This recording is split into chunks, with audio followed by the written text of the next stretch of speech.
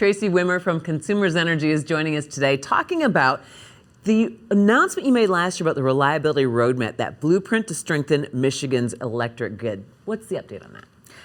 Well, we had incredible success already with the work we've been doing, and in 2023, 90% of customers who experienced an outage had their power restored in under 24 hours, which was a huge deal. And so we're going to keep working to achieve our goals in the long term, but we felt like that was a really big success and demonstrated the amount of work we've been putting in to strengthen the grid. How did you get to those goals last year?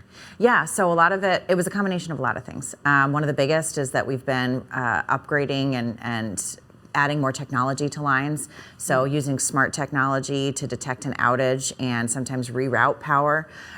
We've been increasing our amount of tree trimming. We trimmed over 7,000 miles of lines last year. Oh, wow. Yeah, which is a pretty big deal.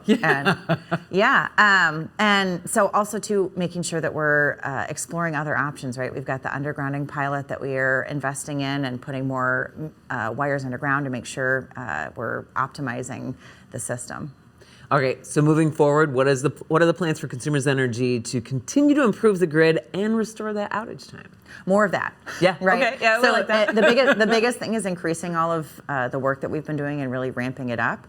We're going to continue to look at other options for the best ways that we can make sure that we're strengthening and preparing the grid, because we know ultimately that the weather is going to continue to get more severe. Right. In January we had 2 back-to-back storms. Right. That left many people without power. We know that kind of stuff is coming, and so that's why we're doing things like installing poles that can withstand winds up to 100 miles an hour.